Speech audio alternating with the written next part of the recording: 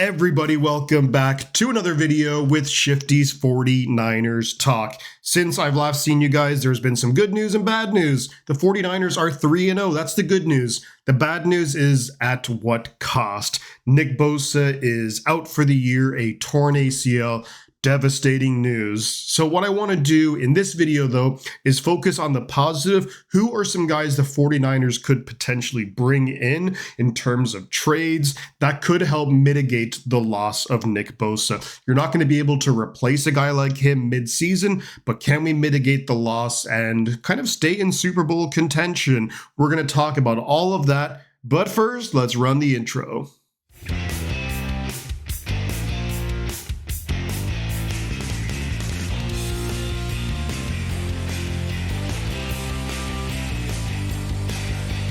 Unfortunately, we did get the really bad news on Monday that Nick Bosa, injured, out for the year, torn ACL, happened against the Arizona Cardinals just this past Sunday. He landed a bit awkwardly and immediately he knew something was wrong. There's that clip that he was walking to the blue medical tent, gives the thumbs down. Initially, there was some optimism that it wasn't a torn ACL, that there was an injury there for sure, but not a torn ACL. Nick Bosa's parents went to the locker room and that was, just not a good sign from, just from the optics. However, against the Cardinals after the game, he left there. He had like a fabric thing kind of covering his knee, but no crutches. So you're thinking, okay, look, maybe it's a strain, maybe it's a hyperextended knee, maybe it's not a torn ACL. He'll miss some time, but he'll come back. But no, unfortunately, the news did come down. It was apparently a clean tear of the ACL, so he should have a full recovery. We're, of course, not going to see Nick Bosa till the 2026 season, which is just such a bummer. He's such a great player. He's already had such a huge impact in really the 2 games that he's played. And what a loss for San Francisco. However, the 49ers, we did beat the Cardinals on Sunday, and the team is 3-0 with a lot of guys injured, especially on the offensive side of the ball. So the video here we're going to talk about is how do we kind of replace the loss of Nick Bosa? How does the team move forward? We're only in week 4 and we are undefeated. How do we move forward in a positive direction? How do we help replace the loss of a guy like Nick Bosa? And in my opinion, one of the ways that you replace the loss is by just more offensive output. We have a lot of guys coming back, whether it's from suspension like Demarcus Robinson, who will be back and should be playing this Sunday against the Jaguars, or guys who were injured. You look at Brock Purdy is due back. Jauan Jennings, he missed week 3. He should be back for week 4, if not at least week 5. Look at George Kittle, he'll be back week 6. Brandon Ayuk is probably going to be back maybe week 8. So there's a lot of really, really good key players who are coming back on offense. So that's one of the ways, is just by literally scoring more points, being more effective in the red zone, controlling the ball more. That's really going to help out the defense. We look at the first 3 games of the season so far. The defense has really carried us through week 1 and week 3. If it weren't for the defense and just the way that Saleh's defense has been playing, we might be 1-2 right now. Could easily be the case. So now it's going to be the turn of the offense is going to have to help the defense out. The defense is going to be in a bit of a transition without Nick Bosa. So I think with the offensive output going higher, that's just going to help out the defense naturally. It's not going to put that pressure like what we've seen in some of these games where it's like you just can't give up any points because the offense just isn't clicking. And I don't blame the offense for not clicking to a certain degree because, Mac Jones came in and he did a really, really good job coming in for the injured Brock Purdy. But just missing so many guys not really being used to each other, trying to build that chemistry.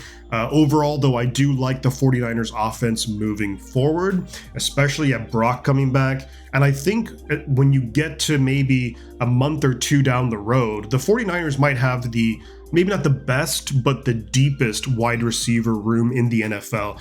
When you look at a roster like Brandon Ayuk, Ricky Pearsall, who's been great, Jauan Jennings, Demarcus Robinson, Kendrick Bourne, those are 5 good receivers right there, so that's really going to help out, I think, and that's something that, Shanahan is going to have to scheme things up, and he's going to have to get more points. Currently, the 49ers are bottom 10 in the NFL in points per game. It's only 3 weeks, so a lot of things are going to change. We currently rank 23rd, so we're just in the bottom 10 in points per game.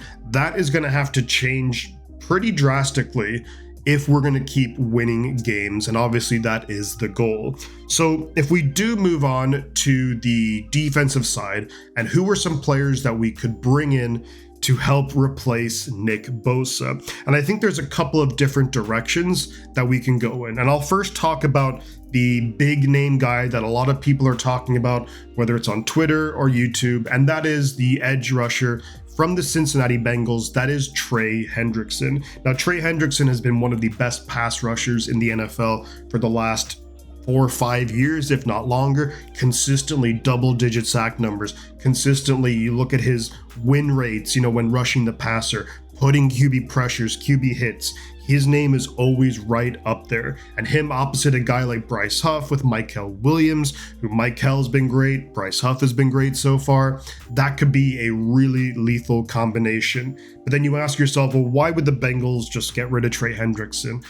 Right now, and I would not expect this trade to happen probably at least for a month, if not longer, if it does happen. So right now, you look at the Cincinnati Bengals. They're tied for first in their division. They're 2-1. They just got blown out by the Minnesota Vikings. However, Burrow is going to be out for at least 3 months. Jake Browning, I don't know how well he's going to do. The next 4 games that the Bengals have, they're some tough opponents. I don't actually have the teams right in front of me, but there's 4 tough games coming up for the Bengals. So if you look ahead to maybe like week 7 or week 8, and let's say the 49ers are 5-2, the Bengals could be 2-5. They might be thinking like the season's it's not over, but it kind of is, because Burrow still won't be back for probably another, 6 weeks, 2 months at that, if he does come back this year. And they might just say, look, Trey Hendrickson, who's on the last year of his deal, maybe we try and get some draft capital for Trey Hendrickson. And I think that Trey Hendrickson would probably love to come to a situation with Robert Saleh coaching it, just being able to just pin his ears back and get after the quarterback. He'd be a admirable fill-in for Nick Bosa. I think just strictly talking getting after the quarterback, but an upgrade, I would say. Bosa is really good against the run. That's where he would have the advantage over Trey, but that would be a huge move. The big thing then I think you'd have to talk about, though, would be trade compensation. What would the Niners have to give up to get a guy like Trey Hendrickson? And I'm thinking, if it's week 8, because I believe the trade deadline is actually right after week 9 this season. So I'm thinking, look, if it's week 8 and we trade for him, we're only getting him for, not even like a half of a regular season, and then whatever happens in the playoffs. So I do think his price would come down a little bit. Now, I know the Bengals are probably looking at the Niners saying, like, you guys have a big need. So I think the 2 teams could meet somewhere in the middle. My kind of projection would be something like a 2nd round pick in 2026 and maybe a 3rd in 2027 given to the Cincinnati Bengals. We get Trey Hendrickson, and basically for half of a year, and then you look at maybe whatever happens in the playoffs. So I think it would be a good move for both teams if that's the way things play out. If the Bengals are sitting at 2-5 or something like that, and the Niners are maybe 5-2, and we're thinking, obviously we'd be thinking playoffs, we'd be, Super Bowl aspirations, and if the Bengals kind of continue on their downward spiral, that's a move that makes sense for the Bengals. They also get some money off their books with Trey Hendrickson. The Bengals owner is notoriously, I don't want to say a cheap guy, because he's given out big contracts this offseason, but he's notoriously, let's say, frugal with his money. So if he can find a way to get more draft capital in the coming years and also save some money, that makes sense if they're out of contention this season. And the 49ers, we get a guy who absolutely vaults this defense back up to being a potential top 5 defense. So I think a win-win right there. Pretty significant draft capital. You're talking a 2nd, I think like a 2nd and maybe a 3rd or so would ultimately get the deal done. And I like that trade. I would absolutely do that trade given the circumstances, if we're still very much in contention and the Bengals are not. we want to look at some other moves that the 49ers could make in this situation. One of the guys who I would really like to bring in would be a guy like Cam Jordan from the New Orleans Saints. So I think some of the players that we'd have to target would be guys who are on like the final year of their contract, or maybe the second to last year of their contract. The teams would clearly have to be out of contention. For the record, I don't think any teams are making significant trades, at least for another 2-3 weeks, where there's a significant trade. You might see some, backup guys, what have you, kind of move around in trades, but for a significant move, it'll be maybe week 5, week 6, week 7, where the season, if teams are 1-6 or something like that, that they're like, okay, we need to think about the future. And the Saints are one of these teams. They're 0-3. Cam Jordan, he's 36 years old. He has been with the Saints for his entire career, and he's had a phenomenal career, has Cam Jordan. I think that he would be a great addition to partially replace Nick Bosa. Currently, Cam Jordan so far, and it's early in the season, but in terms of edge players, he ranks number 2 according to PFF in terms of run defense. So if you have a guy like Cam Jordan on one end, Michael Williams on the other, and then you have our DTs in the middle, those guys are going to really be able to help stop the run, and that puts the defense in good positions to get after the pass rusher. You also don't have to rely on Bryce Huff to play too many snaps, so he can kind of just focus on his pass rushing ability. I think it'll be a really good move for both teams. Again, so I look at it this way.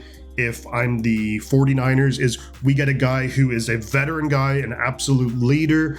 He can still have some value getting after the pass rusher, but just elite against the run. And that's really going to help shut down the other team's running game and put our defense in good situations. Now, why would the Saints do this? Well, the Saints are in a full-blown rebuild mode. Like 0-3, they just got absolutely destroyed by the Seattle Seahawks.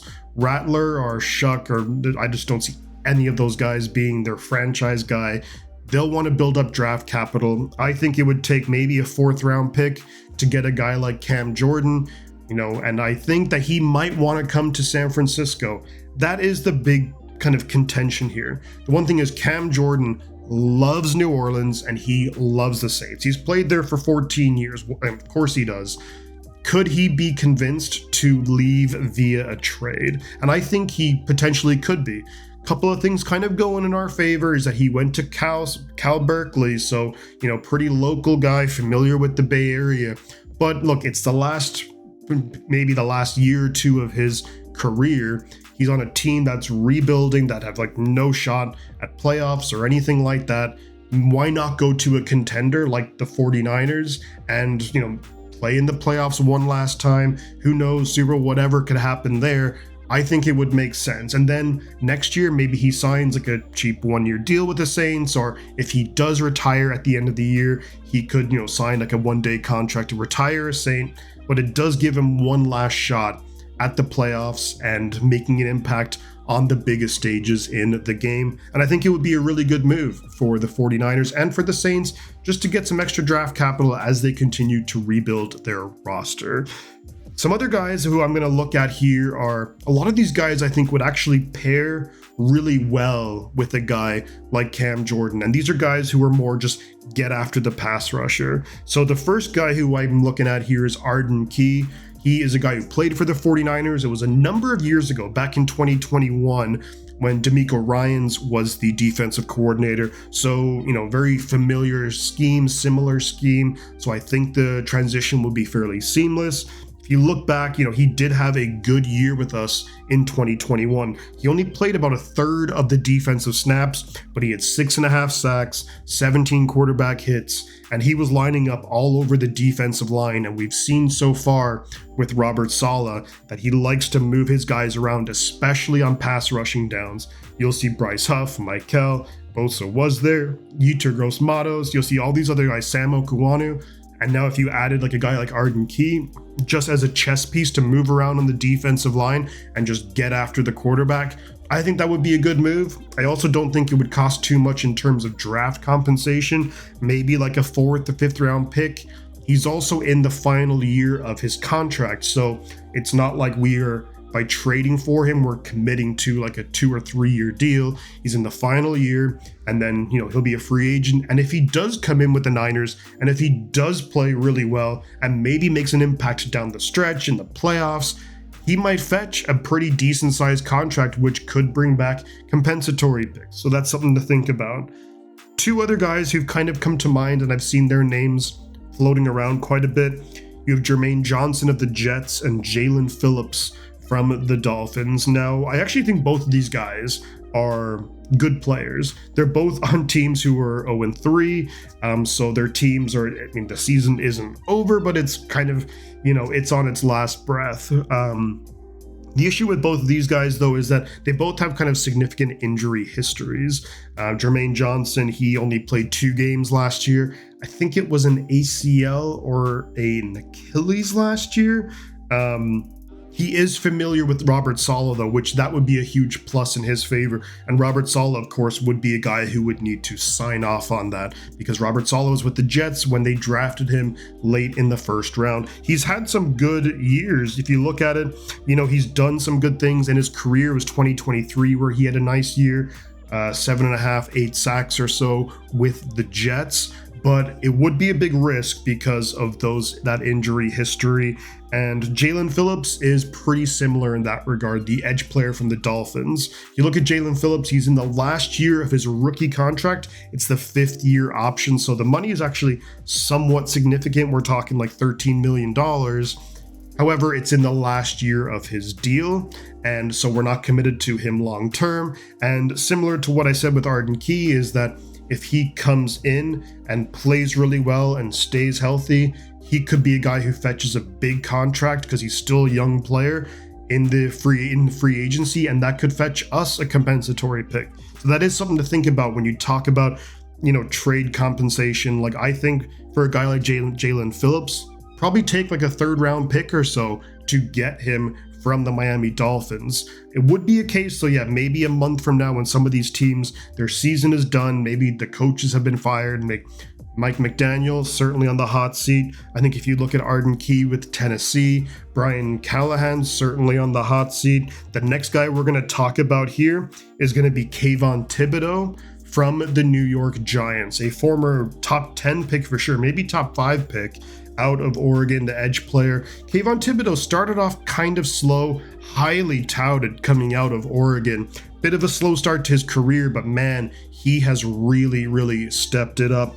You look at his breakout year in 2023 with 11.5 sacks, 16 quarterback hits, 3 forced fumbles, and he's a guy who can play against the run, against the pass. So he would be a guy where he's not on Bosa's level, that's for sure, but he would be in the tier below Nick Bosa, but is a guy who can kind of come in and just play that role. I do think it would probably cost quite a bit to get Kayvon Thibodeaux, because if you do look at his career, he's been fairly consistent with his production. Slow start in his rookie year, but eventually got up there in sacks, got up there in numbers, in quarterback hits, in pressures, eventually got things going. And he's been consistent. You look at his 2nd year, his 3rd year, he's currently in his 4th year. And the Giants have already picked up his 5th year option. So the thing is with Kayvon is that you are committing to him for the rest of this season and for next year, generally speaking. Now look, the Niners could trade Kayvon in the offseason if they wanted to, but I don't know if that would actually work out that way. Maybe. But I do think that this would be another good option. I just don't know if the Giants would do this move. Like, we would have to offer them a lot for Kayvon Thibodeaux, and I'm talking probably a 2nd round pick and maybe a 3rd as well, maybe in a future year like 2027. It would cost a lot to get Kayvon. He's a young guy.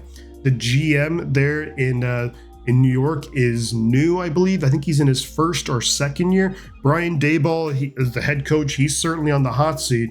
But I just don't think the Giants are going to let a really good young player just walk out the door when they have him under contract for this year and next year. Like, they're building a foundation there. They have Brian Burns, Kayvon, Abdul Carter. Like, that's a ridiculous set of pass rushers. Now, possibly they could look and see, well, we have Abdul Carter, we have Brian Burns. If we can get a 2nd round pick and maybe a 3rd for Kayvon Thibodeaux, maybe we do that and we kind of build our roster and have Abdul Carter and Burns be our main 2 pass rushers. But as we know in the NFL, you can never have too many pass rushers. I do think it would be a really good move for the 49ers, to pick up a guy like Kayvon Thibodeaux. Do I think it's going to happen? Probably not, because I just don't know if the Giants would want to part with a young, up-and-coming player who's just getting seemingly better and better. So those are the guys really who I wanted to talk about with regards to how could we replace the production, the impact of a guy like Nick Bosa. Again, I don't think you do that. It's incredibly difficult unless you traded for Myles Garrett, or you're not traded for Micah Parsons because he just got traded, but unless you were trading for Myles Garrett or something, you're not getting that kind of production. It's just not happening. But how can you mitigate the loss? I do think Trey Hendrickson comes pretty darn close to a guy like Bosa, but some of the other guys, a little bit more patchwork, but I think it would allow the defense to still be good enough to work under Robert Saleh. And who knows what other moves could be made? Who knows, what other players could just elevate their game as the season goes on. I'm kind of looking at Upton Stout, Marquise Siegel, Malik Mustafa when he comes back from his injury. There's a lot of potential here. The defense has already been playing well. So look, the loss of Nick Bosa is pretty devastating. We can't say that enough. It's going to have a huge impact on the defense. He's a captain, a leader, maybe not like a rah-rah, like loud leader, but he is a leader on this team. And we have to keep on trucking, though. The team is 3-0. We have Robert Saleh. We have a great defensive coach. We still have really good players on defense. We're getting a bunch of guys back on the offense. So I guess what I'm trying to say here is, look, Niner fans, it's a big loss losing Bosa for the season, but the season is not over. I'm super frustrated and annoyed by the injuries and the injuries. Hopefully that kind of levels out and we kind of stop seeing those. But the season is not over. We have a long way to go. We have a very, manageable schedule ahead of ourselves.